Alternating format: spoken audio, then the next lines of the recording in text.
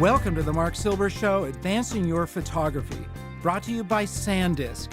We connect you with photographers who have mastered their craft, sharing their insight and showing you their photography tips so you can go right out and use them.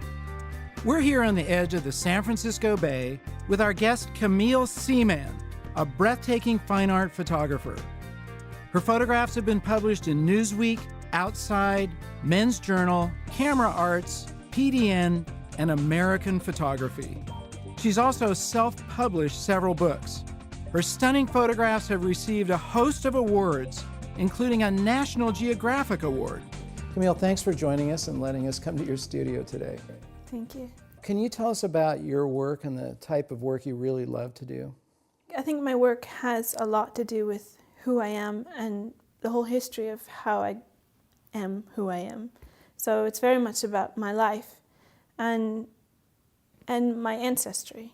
And I come from a small fishing tribe on Long Island called Shinnecock. And my father is from that tribe, and my mother is black and Italian. But I was raised mostly by my father's people. And we were raised knowing, not believing, but knowing that we were part of everything, that nothing was separate. And what I think in my photography is that basically what I'm trying to do is help people feel connected to their planet in a way that they may not understand or have had a chance to before. For example, ice. A lot of people won't ever in their lifetime have the opportunity to go to the places or see the things that I've seen. Right. And I feel like I bring that to them. And when I bring that to them, it's not just to show them something they haven't seen before, but to help them feel something. To give them that connection. Exactly. Unless you can feel what it felt to be like and see what I saw, then you really, once you can feel that, that emotional connection, then maybe something happens. How do you feel you get that emotion in your photographs? How do you capture that emotion? I don't know exactly. I mean, of course, there's the technical things. Like, for example, I don't ever really photograph when it's a bright blue sky. Okay. I'm looking for a very particular quality of light, and within this quality of light, a magic thing happened. What is that quality that you're looking for? I generally like overcast or even very stormy skies. Okay. Well, obviously. So in terms of your images, what are some of the key things that you use every time you pick up a camera or even before you pick up a camera? A lot of times I'm working on ships, and I spend a lot of time in the bridge of the ship hanging out with the captains. I'll sometimes come up and stand in the bridge, take a look around and go, no, the light's no good. And the captain will go, what? And I go, no, it's no good. And I'd come back in an hour, look around. Or he'll even call me and say, Camille, I think the light's good. And I'll come up and I'll look around and I go, no. And when it is good light, I'll say, Captain, this is good light. And I'll show him the pictures that I'm making on the camera so that he starts to say, oh, this is good. He understands what it is I'm looking for. So I'm thinking always about the quality of light first. And then if the quality of light is there, then, okay, I'm looking for the scene, whatever it is. I would say go back and look at old paintings. Vermeer, Rembrandt, Caravaggio, Michelangelo, people who are using natural light. I try to avoid at all costs using any sort of artificial light. And sometimes I get people emailing me saying, how did you light your icebergs? And I was like, these are gigantic icebergs. There's no way I could light it, you know. But it's just being sensitive to that quality of light. Look at natural light. And when you're in a room and you're going to take a portrait of someone, turn off all the lights in the house and just let the side light from a window come in. And then you start to understand the quality of light that I'm after.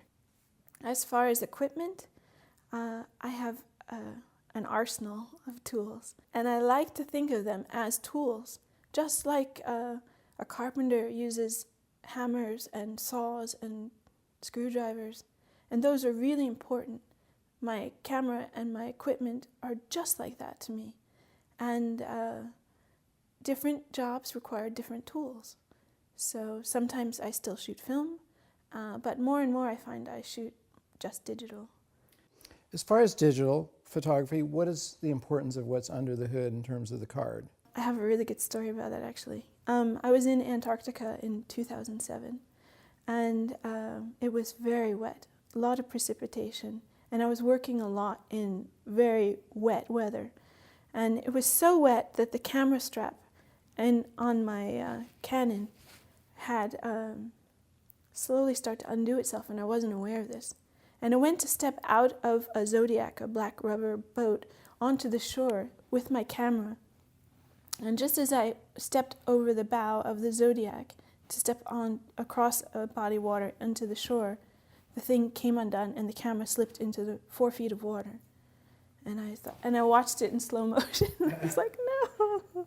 But I retrieved the camera, and of course it was ruined, salt water. But surprisingly, I still have the SanDisk card, and I was so glad that all the pictures were fine, not a problem at all. And that's critical. I cannot afford to travel as far as I do, be so remote. It's not like you can call up and have one of these cards delivered. Right. You need to know that it's not going to fail. And so that's really important. I only use SanDisk cards because they've never failed on me. So you were talking about what you'd learned from Steve McCurry about lighting. Can you tell us about that? Well, it was really funny because we're in Tibet and really harsh, bright light. And he would yell at me. He'd say, "What are you doing outside in this light?" And he'd say, when the sun is up like that, you go inside. And in Tibet, there aren't very many people who use electric lights during the day. So you'd get this amazing light inside, this single source light from the side, and it really was like paintings. You could make paintings in people's houses. And he showed me that. He'd pull me into alleys and he'd say, "Do you see how the light is reflecting here?" And he actually took the time to show me in a very physical way how the light worked and how it then translated onto this medium. And that was so valuable. So going to the Arctic and the Antarctic, where it was a situation where before that I was photographing mostly people, doing portraits and things. But when I got to Antarctica, there were no people. So I thought, what do I do? And that's when I started to photograph everything I saw as if it were a person. Mm-hmm. And the ice and everything. But having that new awareness of that sensitivity to the quality of light in a very different situation than Tibet. Here it was in the Arctic and the Antarctic. It was magic. You could just make, I thought, just magic. How about composition? Any tips for great composition? Don't think of it as three-dimensional. Think of everything as shapes, and you're arranging the shapes in such a way to interact and to activate space, to push things forward and pull things back and draw your eye here or guide your eye there. When you understand that and you do it that way, composition becomes like a ballet. Really, it becomes a choreography. Any final advice for viewers who just want to get better photographs? Practice seeing and know who you are visually. The camera, I believe, is the tool, but without the eye behind it, it's just a tool.